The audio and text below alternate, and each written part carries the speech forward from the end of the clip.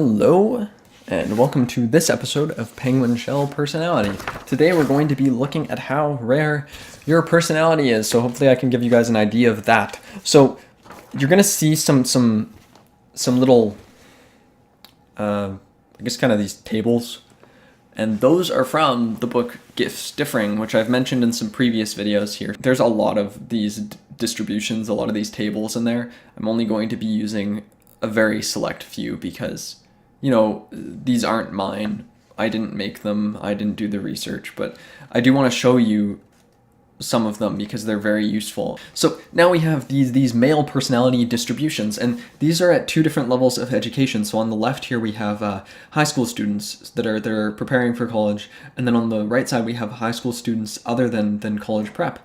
And we see, for the most part, I mean, the personality distribution is pretty similar across the board, but except for, I pointed the blue arrow at the difference with sensing and intuition, because that's a huge difference. There was this crazy jump there among males for those who are not preparing for college and those who are, and we see that sensors, at least according to this data, are having way less of an interest in college prep, which is kind of cool, and then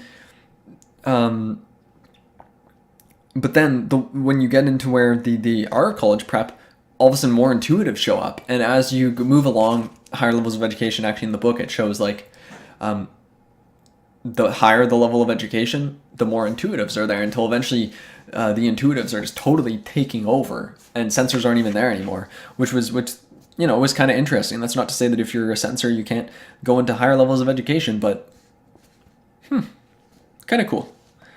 Now we have the two different female personality distributions, and on the left here we have high school students who are college prep again, but female of course, and then on the right we have high school students other than college prep. And we see here, there's again a big difference with sensing and perceiving, so that's not a gender thing, at least according to this research, and I don't know why it would be a gender thing. But and then we also see, though, here there is a decent difference with the judgers and perceivers, which is probably just coincidental, but I thought I'd point it out because there is a bit of a difference, and I'm no statistician. I don't know how to tell whether that is significant, I guess you'd say. I don't know how to tell if that's a significant difference.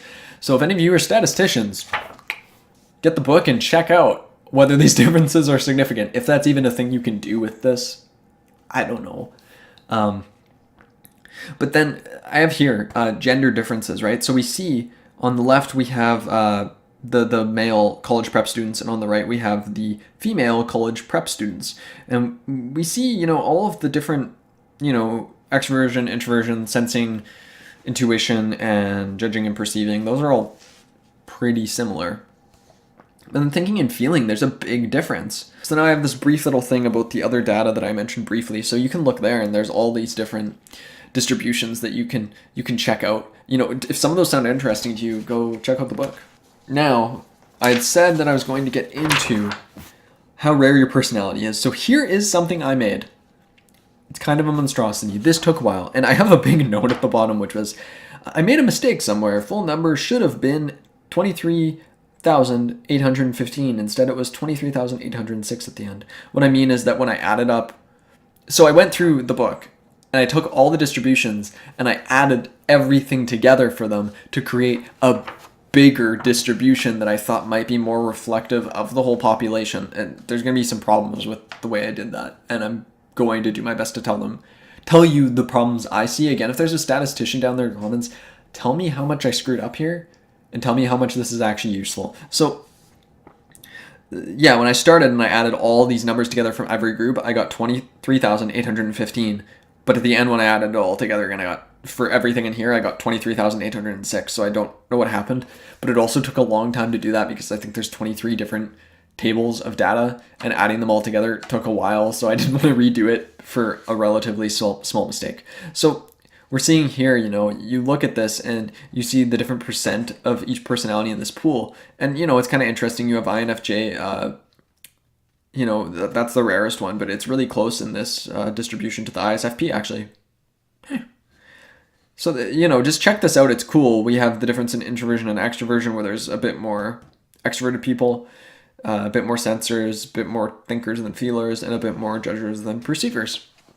And now we're going to, this is here for you to look at because I think it's cool. But I don't know whether this is generalizable to the population, right? Because these are all taken from samples, and I don't know if we can take what I did and apply to the population. In fact, I don't think we can, because the male groups, they didn't always state whether it was a male or female group, and how many of them were in each group. But whenever they did state, there was more men than women. So I'm assuming that across the board, we ended up having more men in here than women, which would create possibly a kind of skew, maybe ruin how much you can apply this to yourself and these percentages, right? Like I might have, this could be misleading. I'm saying don't take this as gold. It was just a cool, fun thing I did. And I think it gives a decent idea of how rare your personality might be if you want to check it out in there.